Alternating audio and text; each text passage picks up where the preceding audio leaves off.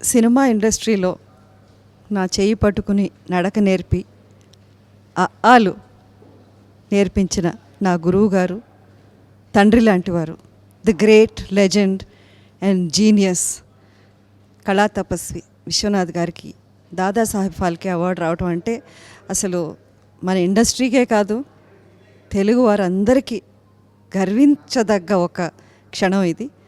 నిజంగా ఒక సెలబ్రేషన్ పండగలాగా చేసుకోవాల్సిన టైం. ఎందుకంటే ఇంత great prestigious award to the greatest film maker ever.